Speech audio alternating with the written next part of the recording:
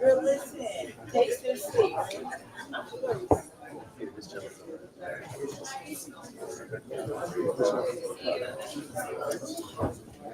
I know. Y'all tell me that. Y'all tell me that.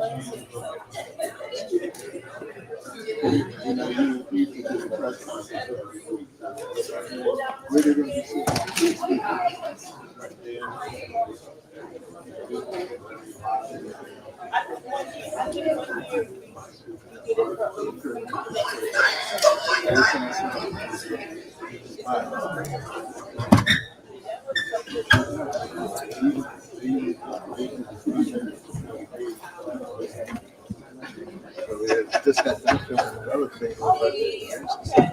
Okay. I know, right? How you doing? Good, man. How you doing? That's it. That's how the chicks. So, where do you see the podium? It's Salvation Social System. Right, so I guess what you're doing.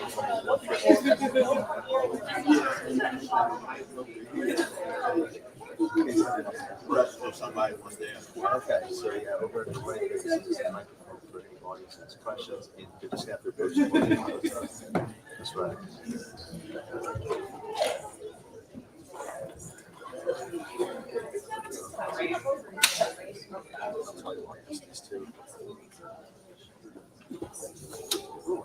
Yeah? Yeah, no problem. Yeah, thank you. Good luck. Oh, where's the speaker? Oh, the speaker's on the side. You'll get there.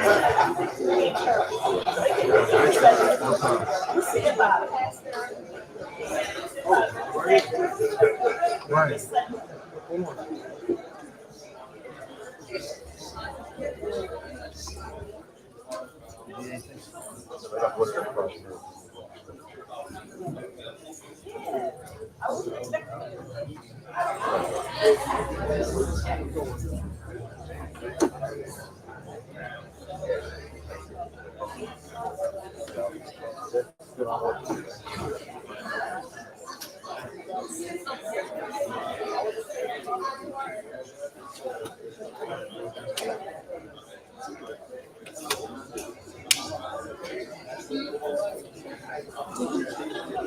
Yeah.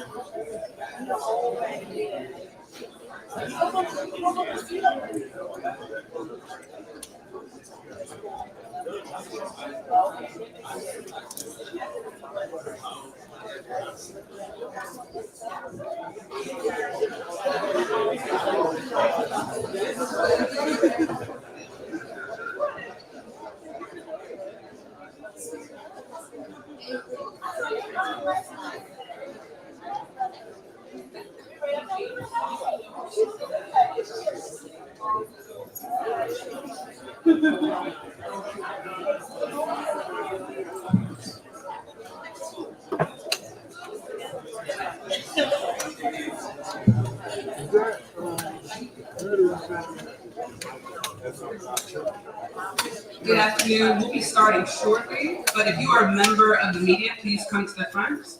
If you're a member of the media, please come to the front. We'll be starting shortly.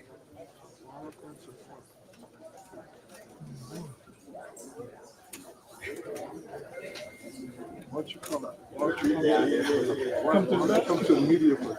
I'll be on it.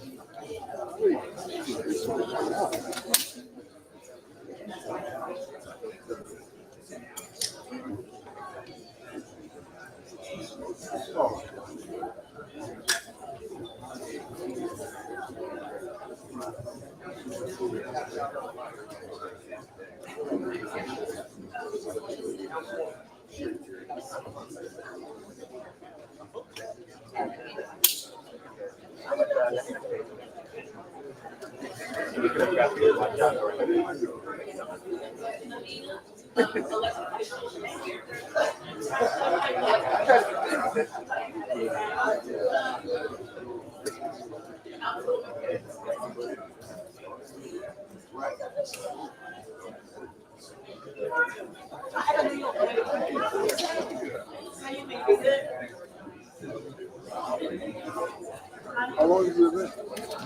I'm sure. I just saw the Well, it can't be long because he has to speak at a conference.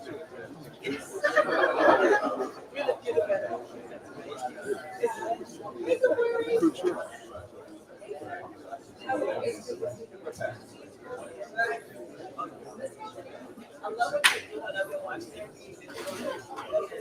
Everyone used to give us turkeys. Every year. Our family.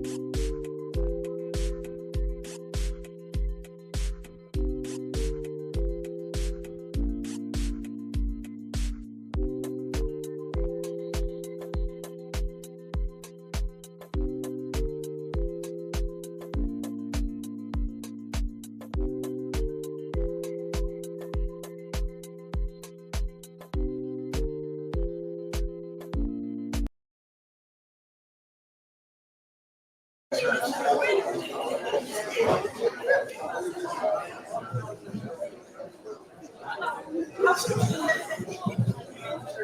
afternoon. Good afternoon.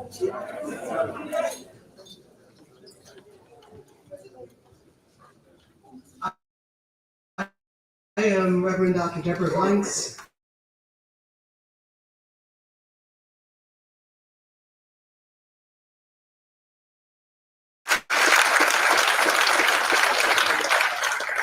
Episcopal Church in the city of Atlantic City, New Jersey. It is my great privilege to welcome Mayor Ras Baraka, Reverend Dr. Charles Boyer, Mr. Ryan Haygood, and all assembled joining us virtually at St. James AME Church, the oldest African American church in the city, established in 1875.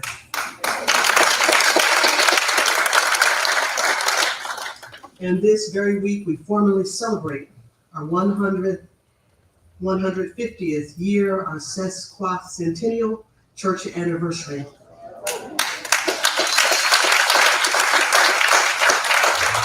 Honoring the call of Micah 6:8 to act justly, to love mercy, and to walk humbly with God.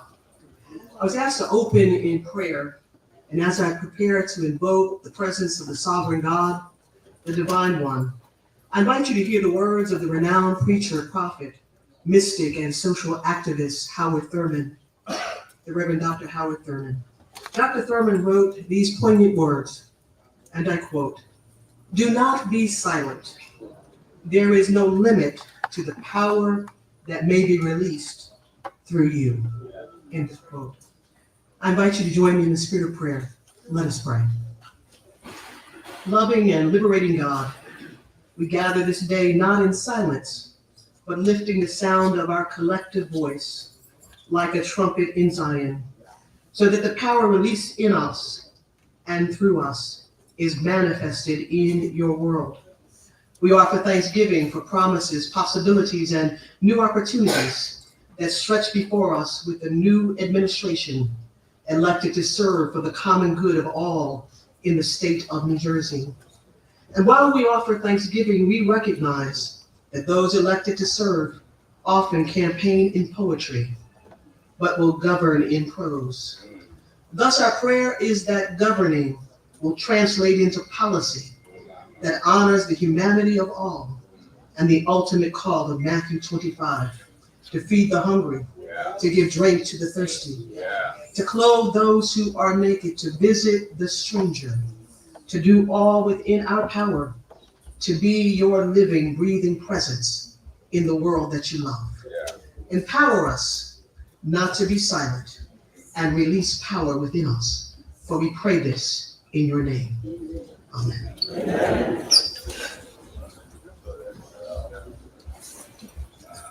Thank you, Dr. Blanks, and the historic St. James African Methodist Episcopal Church for hosting us today. Thank you to everyone who has joined us at this critical moment.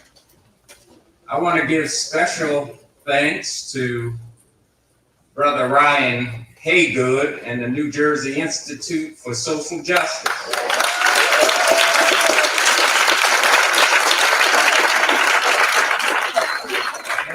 I thank them for their tireless advocacy that secured early voting during COVID.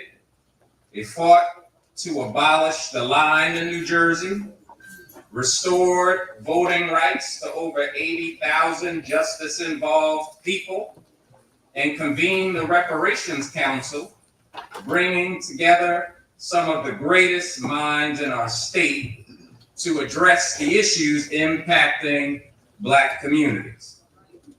I also thank Mayor Ras Baraka,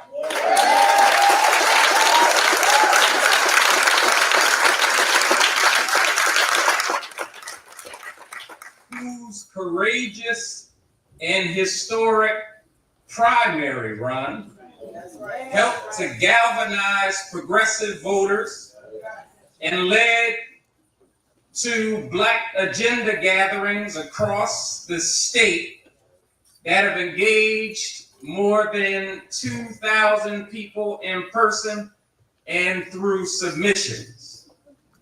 I also want to thank the Black Church in New Jersey.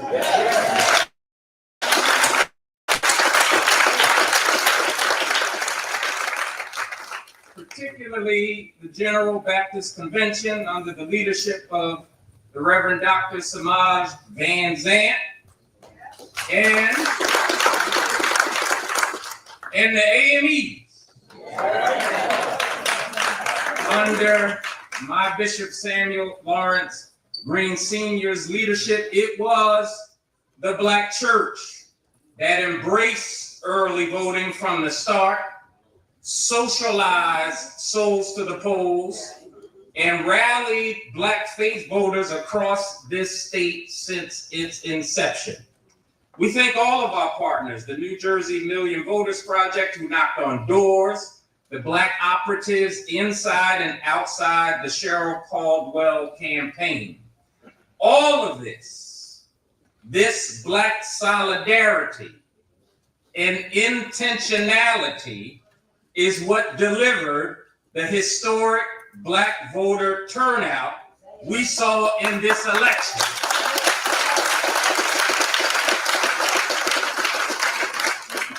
Sisters and brothers, Black people understood the assignment. We knew we had to push back against the anti-Black posture and violence from this administration. We understood the dehumanizing, punitive nature of the MAGA movement and refused to give Trump a seat in Trenton. And we understood that this election was bigger than any one candidate. It was about us. Our messaging was clear. Our lives, our safety, our future, our prosperity, and our agenda was on the ballot. This is why we are here today, to correct the narrative that has largely ignored this truth. Black people delivered. We delivered to keep Trump out and to ensure our agenda is seen. Let's be clear. In this election, white voters in majority voted for the MAGA candidate. Yet Black voters turned out in record numbers and delivered victory. We congratulate Governor-elect Mikey Sherrill and Lieutenant Governor-elect Dale Caldwell, who I might say is a Black Methodist. We congratulate them on their resounding win.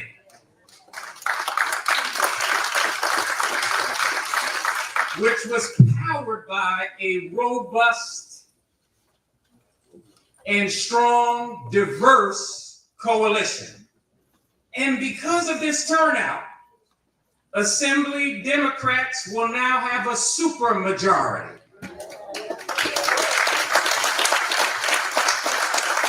That matters, not just as a political statistic, but because the electorate as a whole and Black voters specifically rejected the punitive policing, prison, and sentencing policies being peddled from the right. This supermajority that Democrats benefit from gives a mandate and a clear message to advance policies that protect our communities and reject those that harm us. So in this lame duck session, we call on the Assembly and the Senate to reject Senate Bill 4613, which would strip the Attorney General of oversight of the state police. We call on them to reject the punitive youth waiver bills that roll back years of progress. We call on them to pass the use of force codification bill and pass the second look bill, which would release elderly people that are being left to die in prison. This election was not about candidates. It was about Black people. It was about policy. Therefore, we fully expect that the governor-elect's transition and cabinet appointments, senior staff, and agency leadership will fully reflect the coalition that got them elected. We expect an attorney general who will defend democracy, fight anti-Blackness, and stand for the poor, the left out, the lost, and the vulnerable. Someone who will build on and prioritize the restorative justice frameworks we have fought for over these past 8 years. We expect leadership in all the agencies, and especially the DCA, the EDA. Turn to your neighbor, give somebody a high five, say the EDA. Turn to your other neighbor, say new neighbor, the Treasury,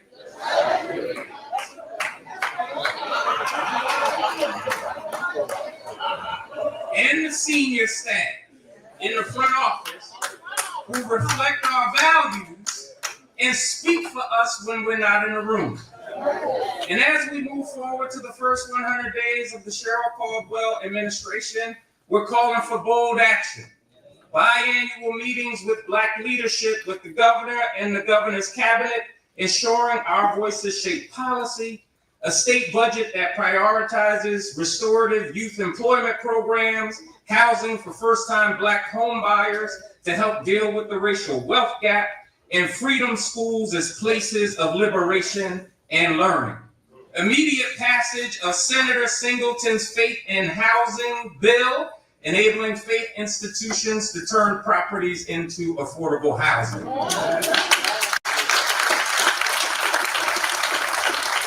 And convening targeted work groups on economic development for neighborhoods like Trenton and North and Atlantic City, and advancing Black maternal health legislation to build a midwifery workforce and invest in community-led programs. Finally, to speak on advancing voting rights in the lame duck session, addressing the racial wealth gap in the first 100 days, and moving forward on our most foundational agenda item, I am proud to present one of the greatest civil rights leaders in the country, a gift to New Jersey, the CEO and president of the New Jersey Institute for Social Justice, Ryan Hagel.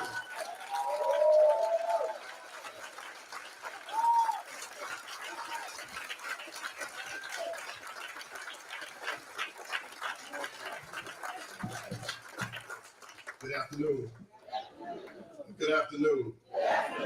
So what happens when your dear friend is the Reverend Dr. Charles Boyer, when he goes first and then the mayor goes last, they have to gas up that guy in the middle. Right? So that's that, just so you know what's happening. This is what they call brotherly love.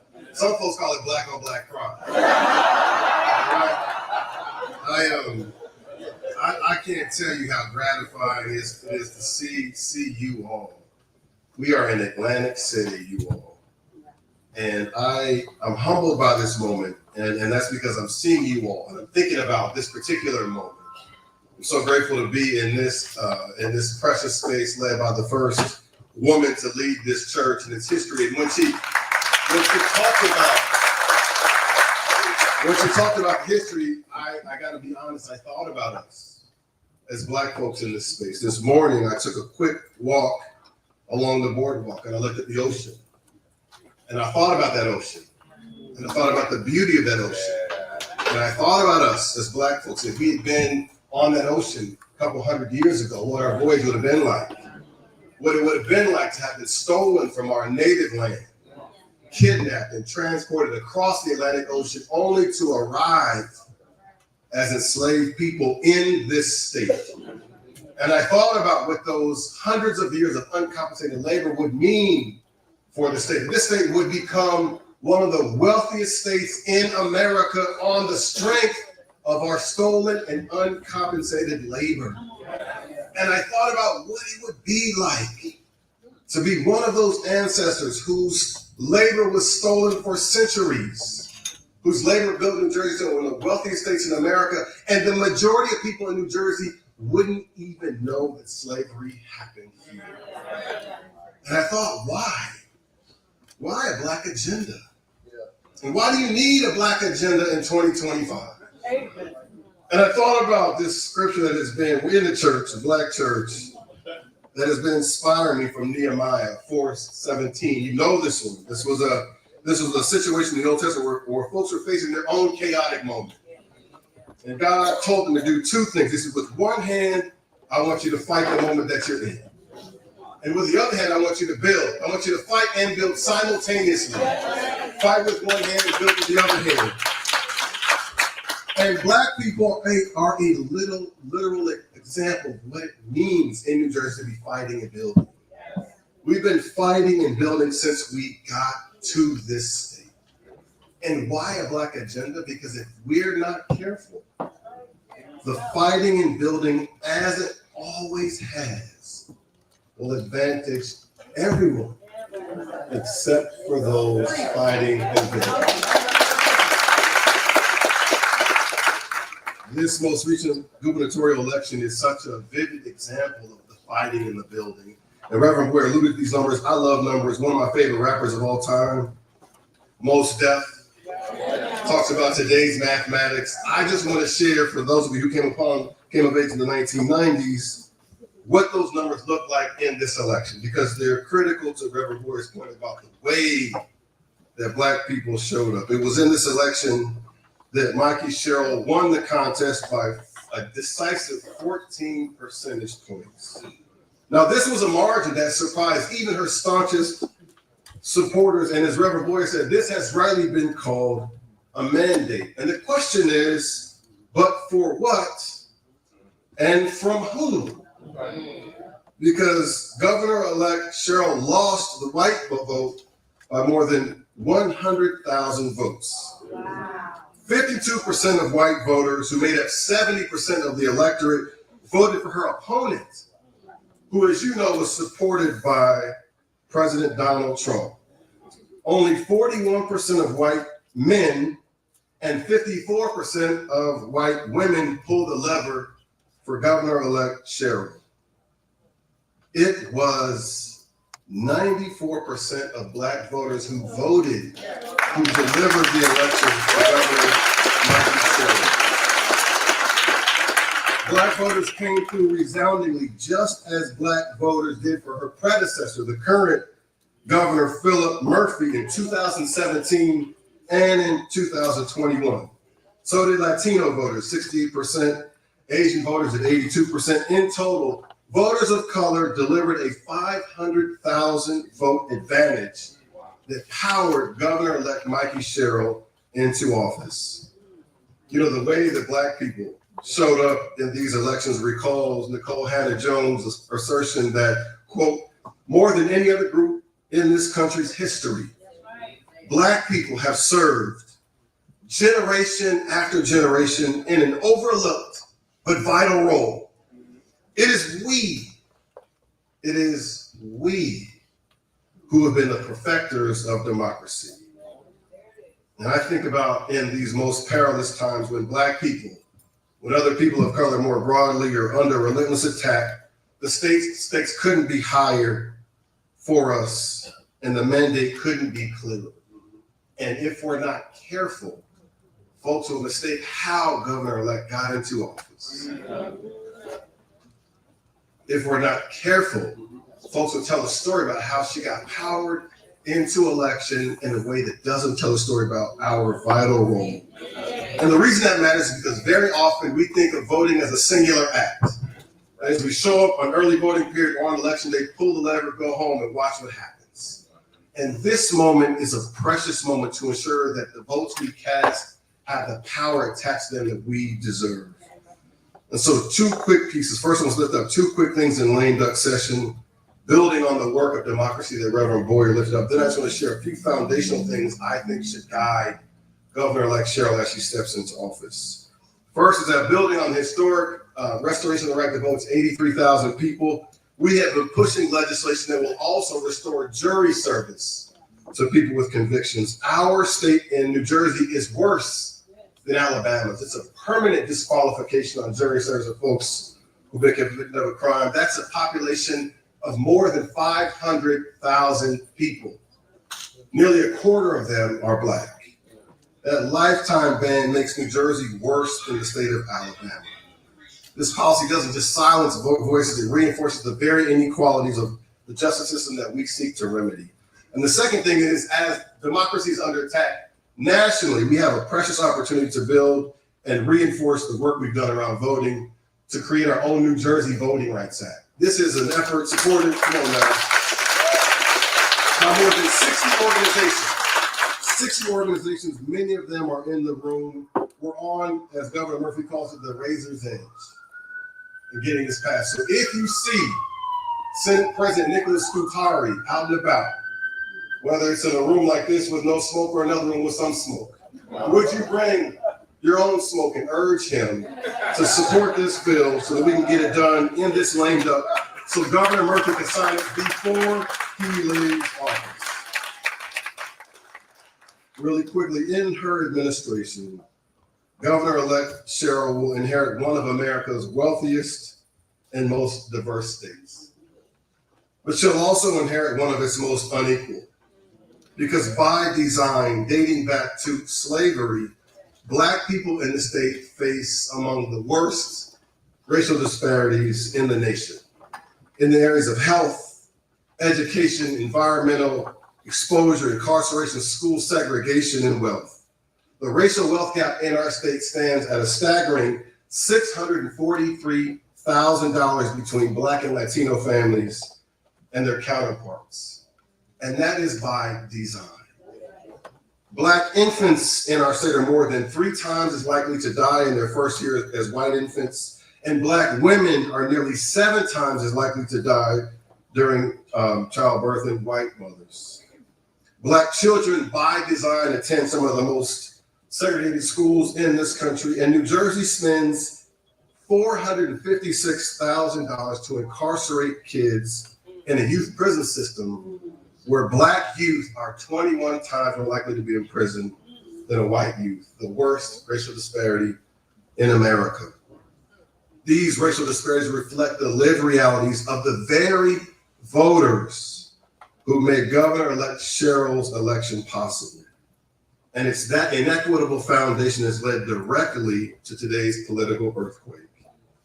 And so I say, to meet the mandate of the 94%, New Jersey must adopt an agenda that's transformative, not symbolic, that's bold, not reactive or defensive, that's reparative, not performative. Because if we're to advance the policies advocated by the statewide Black Agenda and the work of the New Jersey Reparations Council, it's going to take all of us to hold our new administration accountable.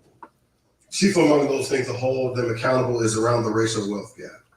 New Jersey must, under Governor-elect Cheryl's leadership, substantially invest in reparative measures like expanding first-generation home ownership for Black communities, increasing access to capital for Black-owned businesses, ensuring that contracts reach Black communities. Maryland Governor Wes Moore, who walked the streets of the South Ward where I live, and our councilman is Patrick Counts over to my right, he walked alongside Governor-elect Cheryl. He understands that closing the racial wealth gap in Maryland is, quote, the unfinished work of repair. And so he announced an historic plan to invest hundreds of millions of dollars into Black home ownership, Black-owned businesses, and a full ecosystem of work, wages, and wealth that our communities have been denied for generations. When you make this argument to folks, they will say to you, well, where is that in the budget? And where are the resources to make that so in Black communities? And as you know, it's never a question of resources. I told you we're one of the wealthiest states in America. That's what they call young folks, they would tell you they call that gaslighting. It's never one of resources, it's how they prioritize the investments in our communities, and we deserve it. And the last thing I'll say is, why the Black agenda? Why the focus on the Black agenda? And that's because when Black people are connected to the best of a place, when we have an opportunity to thrive, to flourish, to win, it's always been the case that that's not a singular win, that it makes the whole society, the whole state of New Jersey, the whole Garden State better for it. The last thing I'll say before I bring up the mayor is, we gotta tell the truth. We gotta tell the truth about how we got here. And you can't tell the truth about how we got here until we talk about New Jersey's original sin of slavery. You can't imagine what it was like when this church was founded and what it was founded to confront. And we have inherited that rich legacy of fighting and building. And if we are to reap the harvest that we are deserving of, we got to lead this state in a truth-telling and repair process that includes laying the foundation for all these investments and urging New Jersey to issue finally a meaningful, formal apology for slavery and its enduring legacy. That legislation, offering a formal apology for slavery and its enduring legacy, should be paired with accountability and action. And it should permanently fund the Amistad Commission so that New Jersey students and all of us learn about our history. As I shared, more than half of all of our residents don't know that slavery happened here, and that's a shame. And we are, all of us in this room and beyond, in this church and beyond, are to take responsibility for that. Last thing I'll say, Mayor Brock, is finally, the leadership must reflect the 94% that it serves. The leadership must reflect the 94% that it serves. Governor-elect Cheryl's mandate requires that her cabinet, her judiciary, her appointments to boards and commissions be as Black and as diverse as New Jersey itself. Governor-elect Cheryl's mandate from the 94% requires that her cabinet, her judiciary, and her appointments to boards and commissions be as Black, not sleeping, as Black, 3 more times, as Black, last time, as Black as New Jersey itself. And I would say the last word, she made an excellent choice in Lieutenant Governor Dale Caldwell. Excellent choice in Lieutenant Governor Dale Caldwell. Dale Caldwell's responsibilities are vast and overwhelming. One of them is not to be the Black whisperer. And very often,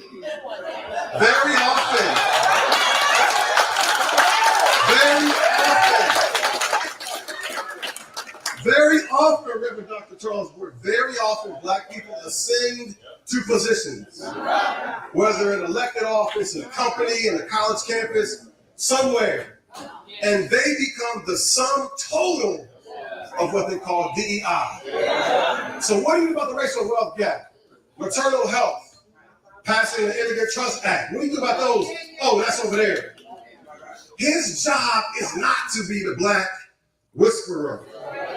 His job is to support the institutionalized agenda of Governor-elect Mikey Sherrill, who prioritizes the 94%. He works on the inside to effectuate the vision that she has because we hold her accountable to it, not that he carries it all. Because as you all know, that's a setup. You all have applied for jobs before, you got the job, you got in the job as a Black person, and you were in the company, and you were the only Black person in the company, or wherever it was, and you realize, oh gosh, I just got They just played me. That is not Lieutenant Governor-elect Dale Caldwell's job. That's actually Mikey Sherrill's job. That's why she was elected with 94% of you all's vote to carry the agenda of the 94%. Not sleeping. To carry the agenda of the 94%. So this is how it goes. You had the Reverend Dr. Charles, right? There was an enclosed space when he came to this church, and he took off like a part of the roof. Then they brought it down a little bit. This guy in the middle. But then the last guy, his responsibility is to take the rest of the roof off. And this is my mayor of the mighty, mighty city of Newark, New Jersey. By the way, if you're from Newark, would you just raise your hand one time in the group? Wait a minute. Wait a minute. This man leads that mighty, mighty city in an incredible way. One of the best mayors in the land. Heart for black people and all people. He is the governor of Black New Jersey. Mayor NJ.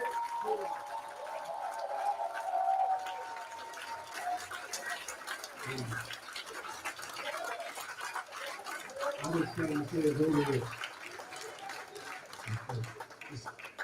So I just want to first thank all of you guys for coming out, taking a break from the league for a minute, and indulging Ryan Haygood, Reverend Boyer, myself, and many people. I want to thank the shepherd of this house, obviously, for inviting us into her home and making sure that we had a warm space to do this at.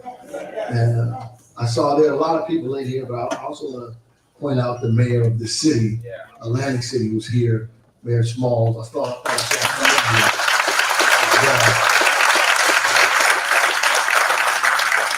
there's a whole lot of other mayors in here, but I'm going to acknowledge Mayor Smalls because we're in his house.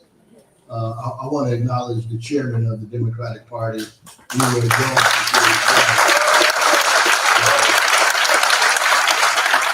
Sure.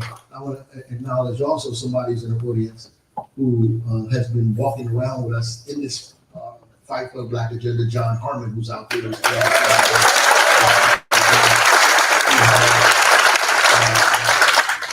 Been on the forefront of outlining the disparity that exists in this state that many people have ignored and continue to ignore over and over and over again.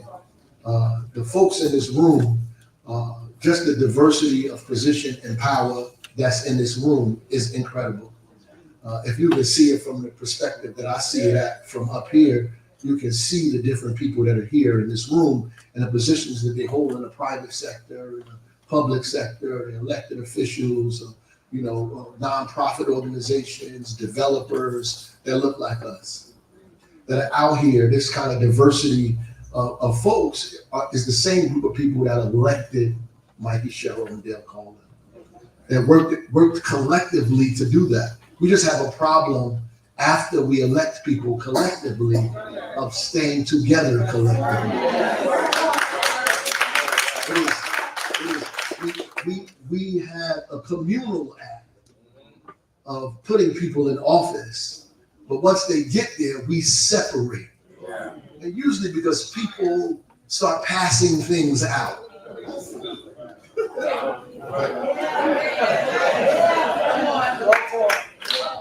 That causes us to separate.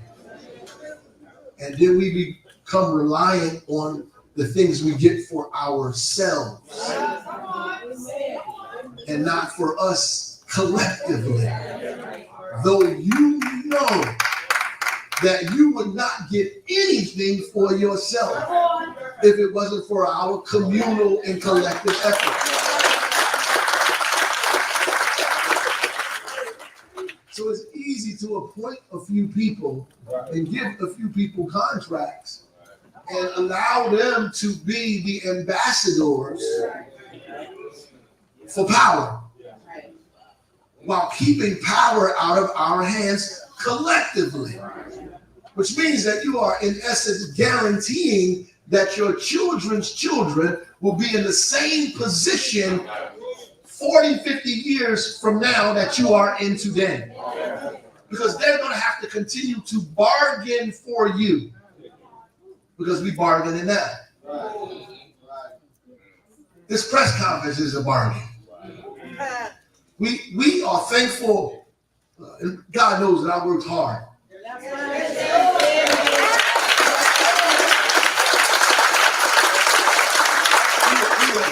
We are grateful and thankful for Governor Cheryl, I'm going to call her that because that's what she is, and our Lieutenant Governor. We worked hard for it. We prayed for it. We walked for it. We knocked on doors for it. Right? We are incredibly grateful for where we are, but we are not comfortable and satisfied with where we are. We got here to get somewhere else. The only reason we came here is so we could be somewhere else. We come to church not because we perfect. We come to church because we ain't perfect. We show up in church because there's a lot of work we need to do on ourselves. We know you in church because God is still working on you. Right? We come here because we want forgiveness. We want to be able to get up the next day and do the things, and we know we did some wrong stuff. We need some forgiveness for that. So we come to church as the beginning to something. So we came to this election as the beginning of something. We're here to begin something, to start something. And so we have to ask, what is in our hands? That is what, Adam St. Powell gave the famous speech, what is in our hands? Now it's relevant now because what is in our hands, not in our individual hands, what is in our collective hands? He was talking about your vote is in your hands, but we have something greater than our vote in our hands. And he was making a comparison to that, to David with a rock and a slingshot in his hand. That he took down the giant with a rock and a slingshot, but we don't know the whole story because David didn't kill the giant with a rock and a slingshot. In fact, he used the rock and a slingshot to knock the giant down.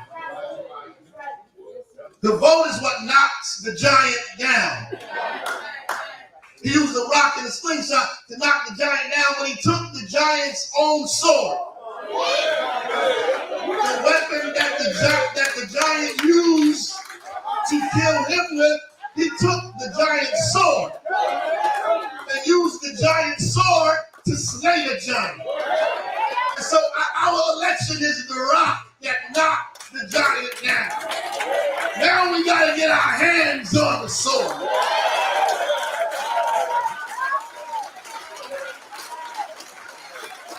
Because we didn't do this for nothing. I didn't travel up and down this state for nothing. I didn't get up early in the morning for nothing. I didn't do them interviews for nothing. I didn't humble myself for nothing.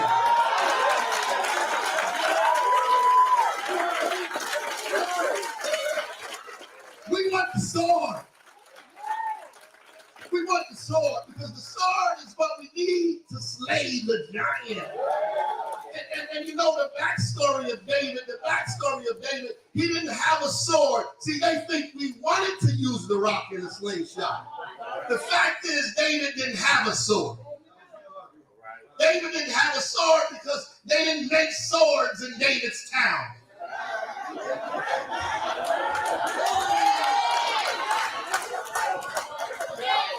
He didn't have access to a sword. He didn't have the capital he needed. He didn't have the resources he needed. He didn't have the factories as needed. His friends were unemployed, so they couldn't go to work because there was no factories to build swords in his town. So he didn't have no sword, so he had to use what was in his hand. He went and found 3 smooth stones in a slingshot. A rag, actually, not really a slingshot, just a rag. An old dirty rag that he had access to and used the rag and the rocks to knock the giant down. But the reality is there was no swords in his town because it was mandated that there be no sword making in his town. So it was deliberate. You mean they did this on purpose? Yeah, they did it on purpose. You mean they said you couldn't build swords? But why would you want David and them to have no sword? Because they wanted to be the only one with the sword. Because they knew there would become a time and point in history that we would get sick and tired of being sick and tired. That eventually we would want what they had. And that would cause conflict. And if there is conflict, then we better make sure they ain't got no sword.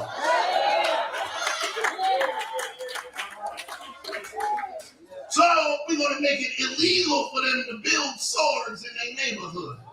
Oh, but look at God.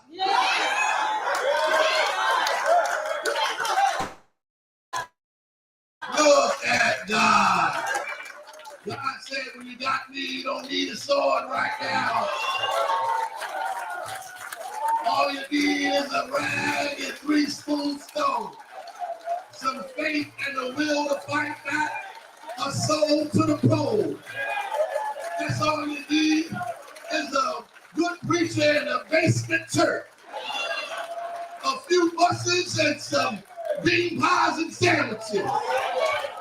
We're going to get you to the polls, and we're going to get this woman elected, because God said, let's get this done. But now it's up to you to get your hands on the sword.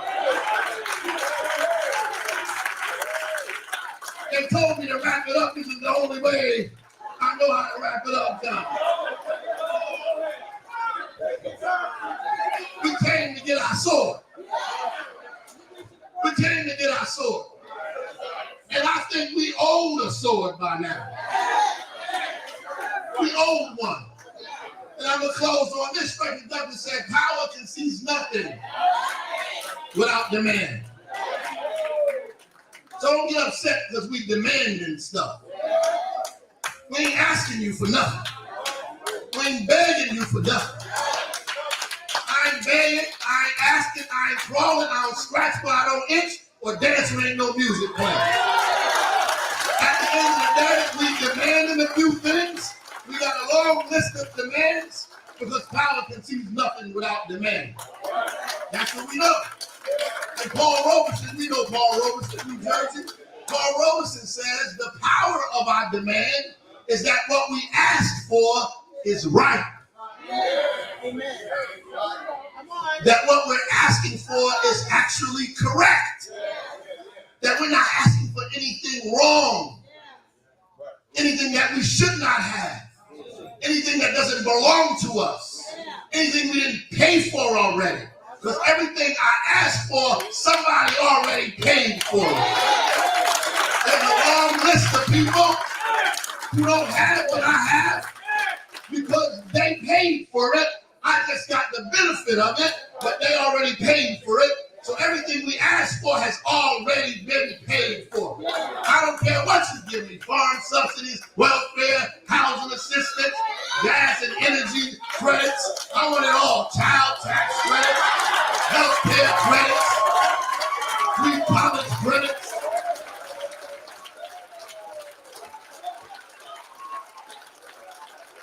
People always don't want free stuff. Oh, no. We don't want nothing for free. We already paid. Can't you tell? We already paid. We just want what we paid for. We want what we paid for. Oh, yeah. See, the easy part is over. We already elected somebody. Now we got to get down to it. And the reality is, when all of us leave here today, we can't leave separately. We have to leave collectively. We can't leave apart. We have to be communal in this. We have to say, this is what we want, not what I want. People are always asking me, what do you want? Well, what I want, you don't have for me. What do we want is the greater question. Because if you take care of us, in the us is me. If we taken care of, I'm taking care of. Isn't that right? So we have a black agenda. It's real. We have actual document, thanks to the Salvation and Social Justice and all the folks that put it together. We have a real document. And we're going to be able to put in people's hands, and the press will be able to get it, and the governor and everybody else will be able to get it, a real document. And we have a list of positions as well. Say these are positions that we think should be available to us. Don't be ashamed about it. These are a few people who we think are qualified for these positions. That's what we're gonna do. And we're gonna give it to people. And basically, look, if there's 15 issues and you do 1 or 2, then okay, we'll figure that out. If we give you 15 positions and you do 1 or 2, okay, we'll figure that out. We'll make a decision about what that looks like. But not 0. Not 0, right? This is real. This is not performative. I just want you to understand, this is not performative. This is very real. We have very real demands. And so the press, I know some press folks here. Samantha Gordon, where you at?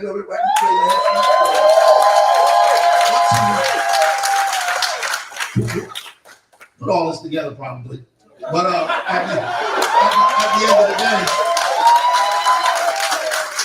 all of the folks that all the press people, I know you got a zillion and 1 questions, y'all can direct them to Samantha. See how we do the black woman? Y'all can direct them to Samantha. She's gonna take care of it and make sure that we get it, because we do have to get out of here. And we need to make sure we're able to get you access to the actual document, the Black Agenda, because we had several meetings across the state. We have one coming up December the 13th in Shiloh, in Plainfield. We're going to be in Plainfield, Shiloh. That's one of our closing meetings. We're going to be able to distribute the actual Black Agenda so you can have it in your hand or get it online. So you can, and it's very, very comprehensive. So it includes all of us collectively. So once again, I want to thank the pastor of this church. Give a hand to Reverend Boyer, to our good buddy Ryan Haywood, and Samantha Gordon as well.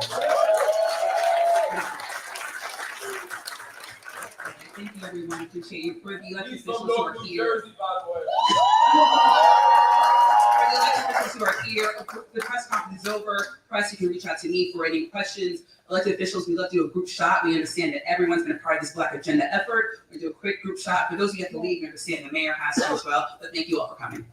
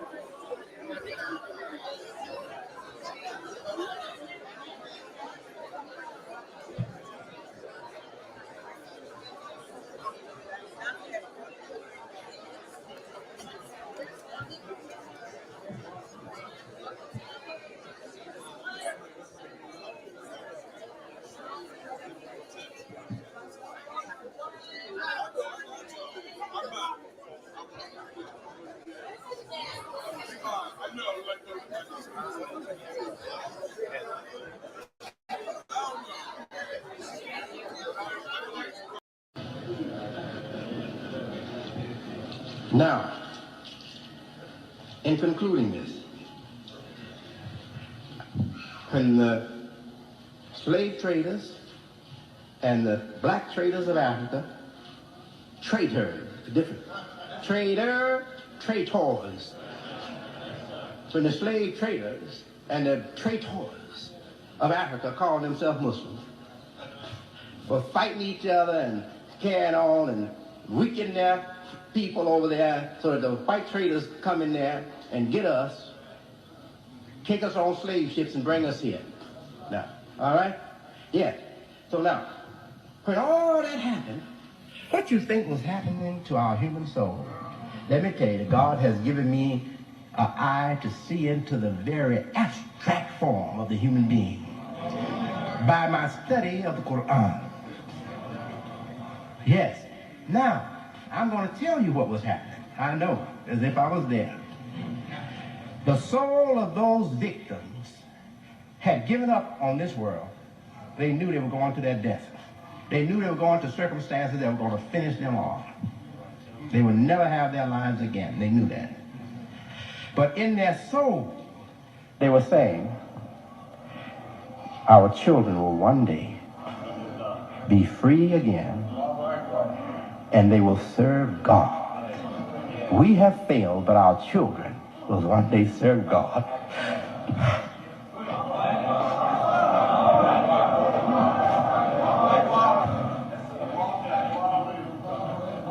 And now their prayer that they prayed in the deep recesses of their soul has come true.